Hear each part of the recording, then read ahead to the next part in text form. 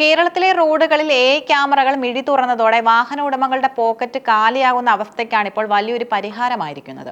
വിവിധ ഗതാഗത നിയമലംഘനങ്ങളുടെ പേരിൽ കുമിഞ്ഞുകൂടിയ കോടിക്കണക്കിന് രൂപയുടെ പിഴത്തുക പകുതിയായി കുറച്ചുകൊണ്ട് സർക്കാർ പുറപ്പെടുവിച്ച ഉത്തരവ് ലക്ഷക്കണക്കിന് ആളുകൾക്ക് ആശ്വാസമാകുന്നു.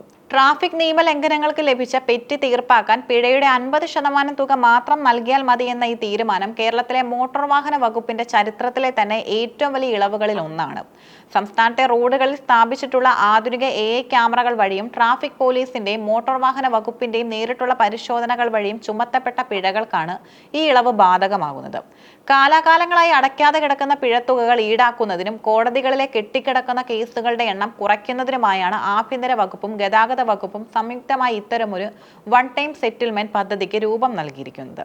സാധാരണക്കാരെ സംബന്ധിച്ചിടത്തോളം അറിഞ്ഞോ അറിയാതെയോ സംഭവിക്കുന്ന ചെറിയ പിഴവുകൾക്ക് വലിയ തുക പിഴയായി നൽകേണ്ടി വരുന്നത് സാമ്പത്തികമായി വലിയ പ്രയാസമുണ്ടാക്കിയിരുന്നു. എന്നാൽ ഈ ഇളവിലൂടെ കുറഞ്ഞ ചെലവിൽ നിയമപരമായ ബാധ്യതകളിൽ നിന്നും ഒഴിയാൻ പൊതുജനങ്ങൾക്ക് സാധിക്കും.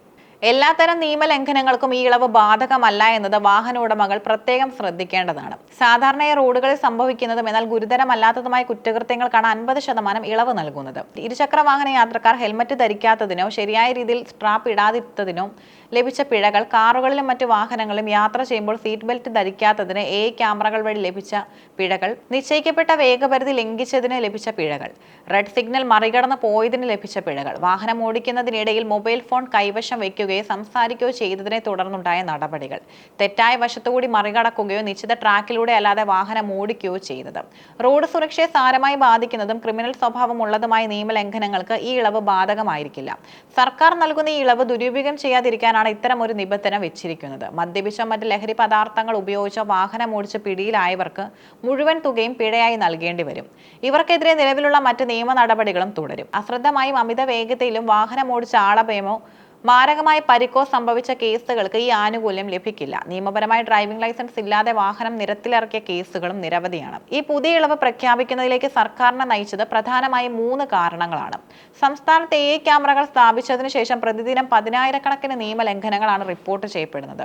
എന്നാൽ ഇതിൽ പകുതിയിലധികം പേരും പിഴയടയ്ക്കാൻ തയ്യാറാകുന്നില്ല. പിഴത്തുക ഉയരുന്നതനുസരിച്ച് സാധാരണക്കാർ അത് അടയ്ക്കാൻ മടിക്കുന്നത് സർക്കാരിലേക്ക് എത്തേണ്ട വലിയൊരു തുക കുടിശ്ശികയാക്കാൻ കാരണമായി. ഏതാണ്ട് 100 കണക്കിന് കോടി രൂപയാണ് ഇത്തരത്തിൽ കിടക്കുന്നത്. ഈ തുക ഈടാക്കാൻ സർക്കാർ കണ്ടെത്തിയ പ്രായോഗികമായ വഴിയാണ് ഈ 50% ഇളവ്. പിഴയടയ്ക്കാത്ത സാഹചര്യത്തിൽ ഈ പെറ്റികൾ ഓട്ടോമാറ്റിക്കായി വെർച്വൽ കോടതിയിലേക്ക് കൈമാറപ്പെടും. നിലവിൽ ആയിരക്കണക്കിന് ട്രാഫിക് കേസുകളാണ് കോടതികളിൽ തീർപ്പാകാതെ കിടക്കുന്നത്. ഇത് നീതിന്യായ വ്യവസ്ഥയ്ക്ക് വലിയ ഭാരമായി മാറിയിട്ടുമുണ്ട്. കേസുകളുടെ എണ്ണം കുറയ്ക്കാനും കോടതി നടപടികൾ വേഗത്തിലാക്കാനും ഇത്തരം ഇളവുകൾ അനിവാര്യമാണെന്നാണ് നിയമവിദഗ്ധർ ചൂണ്ടിക്കാട്ടുന്നത്. വാഹനങ്ങളുടെ ഇൻഷുറൻസ് പുതുക്കുന്നതിലും പഴയ വാഹനങ്ങൾ വിൽക്കുമ്പോൾ ഉടമസ്ഥാവകാശം മാറ്റുന്നതിനും നിലവിലുള്ള പിഴകൾ വലിയ തടസ്സമായിരുന്നു. പലപ്പോഴും പഴയ ഉടമ വരുത്തിയ പിഴ പുതിയ ഉടമയ്ക്ക് ഭാരമാകാറുണ്ട്. സർക്കാരിന്റെ ഇളവ് ഉപയോഗിക്കപ്പെടുന്നതിലൂടെ വാഹനത്തിന്റെ രേഖകൾ ക്ലിയറാക്കി വെക്കാൻ ഉടമകൾക്ക് സാധിക്കും. വാഹന ഉടമകൾക്ക് വളരെ ലളിതമായ രീതിയിൽ ഈ ഇളവ് പ്രയോജനപ്പെടുത്താം. ഇതിനായി നിരവധി മാർഗങ്ങളും ഉപയോഗിക്കാം. കേരള പോലീസിന്റെ ഔദ്യോഗിക വെബ്സൈറ്റായ ഈ ചലാൻ പോർട്ടിൽ കയറി വാഹന നമ്പറോ അല്ലെങ്കിൽ ഫോണിൽ ലഭിച്ച നമ്പറോ നൽകിയാൽ അടയ്ക്കാനുള്ള കുടിശ്ശിക കാണാൻ സാധിക്കും.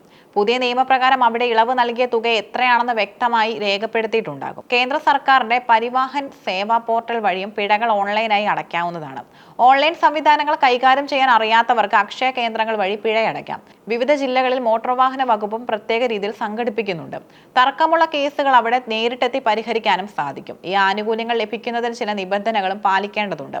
ഈ ഇളവ് ആജീവനാന്തം ലഭിക്കുന്ന ഒന്നല്ല. നിശ്ചിത ദിവസത്തേക്കോ അല്ലെങ്കിൽ ഒരു നിശ്ചിത കാലയളവിലേക്കോ മാത്രമായിരിക്കും ഈ വിൻഡോ തുറന്നിരിക്കുന്നത്. ആ സമയം കഴിഞ്ഞാൽ പഴയ പിഴത്തുക തന്നെ നൽകേണ്ടി വരും. വെർച്വൽ കോടതിയിലേക്ക് കൈമാറിയ കേസുകളിൽ ചിലപ്പോൾ ഓൺലൈൻ വഴി തുക അടയ്ക്കാൻ സാധിച്ചെന്ന് വരില്ല. അത്തരം സാഹചര്യത്തിൽ കോടതി നിർദ്ദേശിക്കുന്ന രീതിയിൽ മാത്രമേ പിഴ അടയ്ക്കാനാവൂ. പിഴ അടച്ചു കഴിഞ്ഞാൽ അതിന്റെ രസീത് ഡൗൺലോഡ് ചെയ്ത് സൂക്ഷിക്കുക. ഭാവിയിൽ RC സംബന്ധമായ ആവശ്യങ്ങൾക്ക് ഇത് ആവശ്യമായി വരും. പിഴ കുറയ്ക്കുന്നത് റോഡ് നിയമങ്ങൾ ലംഘിക്കാൻ ആളുകൾക്ക് പ്രേരണയാകുമോ എന്ന ചോദ്യം പലരും ഉയർത്തുന്നുണ്ട്. എന്നാൽ നിയമലംഘകരെ ശിക്ഷിക്കുന്നതിനേക്കാൾ ഉപരിയായി നിയമം പാലിക്കുന്ന ഒരു സംസ്കാരം വളർത്താനാണ് സർക്കാർ മുൻഗണന നൽകുന്നത്. ക്യാമറകൾ വന്നതോടെ ആളുകൾക്ക് ഹെൽമറ്റും സീറ്റ് ബെൽറ്റും ധരിക്കുന്നതിൽ വലിയ പുരോഗതി ഉണ്ടായിട്ടുണ്ടെന്നും കണക്കുകൾ സൂചിപ്പിക്കുന്നു. ഈ ഇളവ് വഴി പഴയ ബാധ്യതകൾ തീർത്ത് ജനങ്ങളെ ഒരു പുതിയ തുടക്കത്തിന് സഹായിക്കുകയാണ് സർക്കാർ ലക്ഷ്യം വെക്കുന്നത്.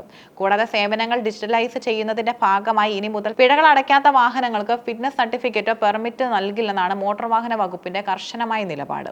അതിനാൽ ഈ സുവർണാവസരം പ്രയോജനപ്പെടുത്തി കുടിശ്ശിക തീർപ്പാക്കുന്നത് ബുദ്ധിയായിരിക്കും. കേരളത്തിലെ ലക്ഷക്കണക്കിന് വാഹന ഉടമകൾക്ക് ഇതൊരു ബമ്പർ സമ്മാനം തന്നെയാണ്. ഉയർന്ന പിഴത്തുക കണ്ട് ആശങ്കപ്പെട്ടിരുന്ന സാധാരണക്കാർക്ക് കുറഞ്ഞ ചെലവിൽ കേസുകൾ അവസാനിപ്പിക്കാനുള്ള ഈ അവസരം ആരും പാഴാക്കരുത്.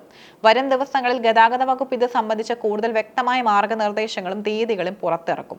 വാഹനങ്ങളുടെ മൂല്യം കുറയ്ക്കാതിരിക്കാനും നിയമപരമായ കുരുക്കുകളിൽ നിന്ന് തല ഊരാനും സർക്കാർ നൽകുന്ന ഈ 50% ഇളവ് മികച്ചൊരു നടപടിയാണ്. പിഴ അടയ്ക്കുന്നതിനൊപ്പം തന്നെ ഇനി മുതൽ നിയമങ്ങൾ കർശനമായി പാലിക്കുമെന്ന ഉറച്ച തീരുമാനവും ഓരോ വാഹന ഉടമയും എടുക്കേണ്ടതുണ്ട്. കാരണം റോഡ് സുരക്ഷ എന്നത് കേവലം പിഴ അടയ്ക്കുന്നതിലല്ല, മറിച്ച് ഉത്തരവാദിത്വത്തോടെ വാഹനം ഓടിക്കുന്നതിലാണ് അടങ്ങിയിരിക്കുന്നത്.